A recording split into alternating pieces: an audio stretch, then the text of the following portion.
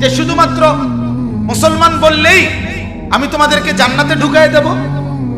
অথচ এখনো কারা কারা আমার রাস্তায় দ্বীন ও ঈমান টিকাইয়া রাখার জন্য কি পরিমাণ যুদ্ধ, জিহাদ, সংগ্রাম, মুজাহাদা, মেহনত, পরিশ্রম কয়ে কদ্দুর করছো, এখনো আমি দেখিই নাই।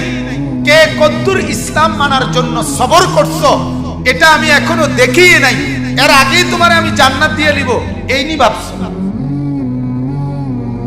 আরেক আয়াতে আল্লাহ তাআলা বলেন, আম হাসিবতুম আন তাদখুলুল জান্নাহ ওয়ালাম্মা ইয়াতিকুম মাসালুল লাযীনা খালাউ মিন ক্বাবলিকুম মাসাতহুমুল বাসাউ ওয়াদ-দাররাউ ওয়া যুলজিলু হাত্তা ইয়াকুলার রাসূলু ওয়াল্লাযীনা আমানু মাআহু মাতা নাসরুল্লাহ। আল্লাহ বলেন, আরে কি ভাবলা তুমি?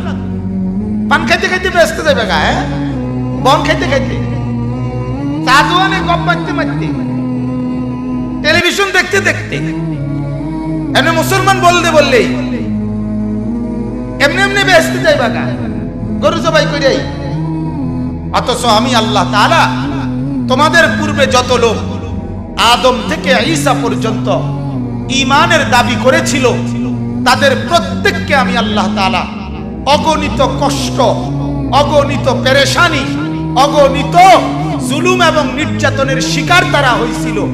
হাজারো জুলুম, নির্যাতন, কষ্ট, পরিশ্রম এগুলো তাদেরকে উপভোগ করতে, উপলব্ধি করতে, হজম করতে হয়েছে।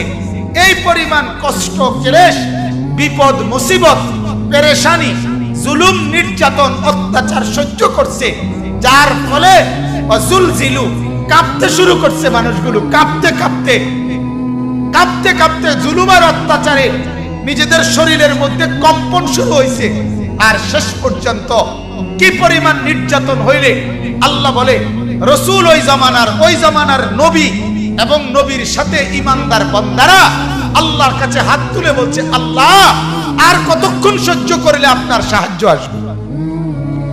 মাতা নাসরুল্লাহ, আর কখন, আর কখন? কোরআনুল কারীমের সূরা বুরুজ একটা সূরা আছে না, ওই সূরার মধ্যে আছে পূর্ববর্তী জামানায় এক নবীর ঈমানদার উম্মতকে ওই জামানার জালেম বাদশা ঈমান আনার কারণে মাটি খুঁড়ে গর্ত বানাইছে, বড় বড় গর্ত, আসহাবুল উখদুদ বড় বড় গর্ত বানাইছে। বানাইয়া বলছে, এই গর্তের মধ্যে লাকড়ি দিয়ে আগুন ধরাও। পুরা গর্তের মধ্যে যখন আগুন ধাউ ধাউ করে উঠছে, তখন ওই নবীর উম্মত, ঈমানদার অনুসারী ওই মানুষগুলোকে একটা একটা করে ধরে ধরে ওই গর্তের মধ্যে, আগুনের মধ্যে ফেলছে। ফেলে এরপরে বলছে, এর উপরে মাটি ফেলাও। এরপরে মাটি ফেলাইয়া বলছে, এর উপরে তোমরা লাফায়া লাফায়া নাইচা নাইচা এদেরকে দাফন করো। কুতিলা আসহাবুল উখদুদ আন-নারি যাতিল ওয়াকুদ। পড়ে দেখি আল্লাহ তাআলা বলে, এখনো কি সহ্য করছো? এখনো কি সহ্য করছো? এ পরিমাণ কষ্ট সহ্য করছে, যে পরিমাণ কষ্টের পরে রাসূলরা হয় উলুল আজম, নবীরা হয় সীমাহীন ধৈর্য সহ্যের অধিকারী। ঠিক কিনা বলেন না?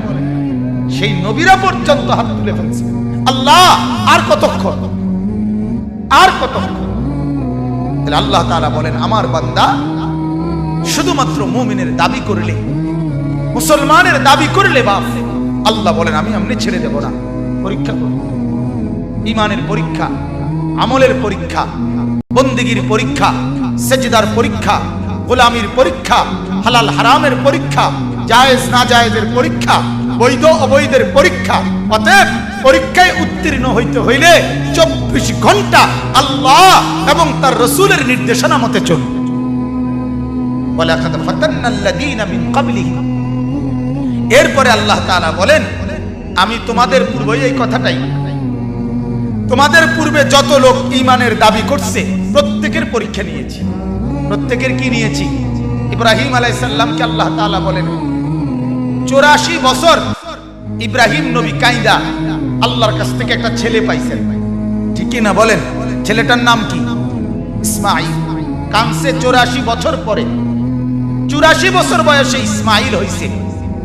এরপরে ইব্রাহিমকে আল্লাহ তাআলা তাফসিরে আছে একটা উর্দু খুতবা আছে 5 খণ্ডে, খুতবাতে কাসিমি, পাকিস্তানের একজন বড় বুজুর্গ হযরত মাওলানা জিয়া আল কাসিমি, ওনার বয়ান আপনারা উলামায়ে কেরাম কিনলে খুব মজা পাবেন পড়ে, উর্দুতে আছে। ওই কিতাবে আছে যে ইব্রাহিম আলাইহিস সালামকে আল্লাহ তাআলা ইসমাইল ছেলেটাকে দিয়ে প্রথম পরীক্ষা করছে আল্লাহ তাআলা। আল্লাহ বলেন ছেলে দিলাম, তবে হাজেরার কোলে থাকবে, তোমার কোলে নিতে পারতা না, চুমা দিতে পারতা না, আদর করতে পারতা না, শুধু চাইয়া দেখবা। এটা প্রথম পরীক্ষা। দরজায় দাঁড়াইয়া দেখবা শুধু, কিন্তু আদর করতে পারবা না, কোলে নিতে পারবা না। ইব্রাহিম আলাইহিস সালাম বলছে আসলাম, আল্লাহ মেনে নিলাম, তুমি বড় মাওলা, তোমারই ভালোবাসি। কিছুদিন পরে আল্লাহ বললেন ইব্রাহিম না, এখন আর চাইতেও পারতা না, মরুভূমিতে চোখের আড়ালে দূরে ওইখানে রাইখা আসে। ইব্রাহিম আলাইহিস সালাম বলছে আসলাম, আল্লাহ মেনে নিলাম, মেনে নিলাম, পরীক্ষায় ফেল করতে চাই না মাওলা, রেজাল্ট ভালো করতেই হবে, প্রয়োজনে ছেলেকে দূরে দিয়ে আসলাম, তবু তোমাকেই ভালোবাসি মাওলা। কিছুদিন পরে আল্লাহ তাআলা বললেন, সংক্ষেপে বলছি এইজন্য, ইব্রাহিম প্রথমে তো দেখতে দিছিলাম, এরপরে চোখের আড়াল করে রাখছিলাম, তবুও তো ছিল, বিদেশে হইলো ফুত আমার আছে তো। অনেক মা কাইতে কাইতে বলে যাক বউয়ের নিচে গাড়ি, বউয়ের লগে নিচে গাড়ি, আমি মার খবর তো রাখে না, আমার ফুত বাচ্চা তো আছে। কথা বলেন না, বলে না এমন, আমার ফুতে আছে তো, যা খেনে থাকো, আমি মা না পাইলা মারি। আল্লাহ তাআলা বলে ইব্রাহিম তুমি তো ভাবছিলা যাক ফুত আছে তো, না এবার আর রাখতাম না, এইবার জবাই করে আমার দেওয়া আমারটাই দিয়ে দাও। আল্লাহ তাআলা বললেন, ইব্রাহিম বললেন আসলাম, না মাওলা আপনি বড় মাওলা, আপনাকেই ভালোবাসি, আমি ফেল করুম না মাওলা, আমি রেজাল্ট ভালো করতেই হবে। এজন্য ছেলেকে গর্দান মধ্যে ছুরি রাখা দিছে। ছুরি রাখার পরে এবার মাওলা পাক আল্লাহ তাআলার মহব্বতের জোশ আসছে, আল্লাহর রহমতের দরিয়ার মধ্যে, সাগরের মধ্যে উথলে ঢেউ উঠছে।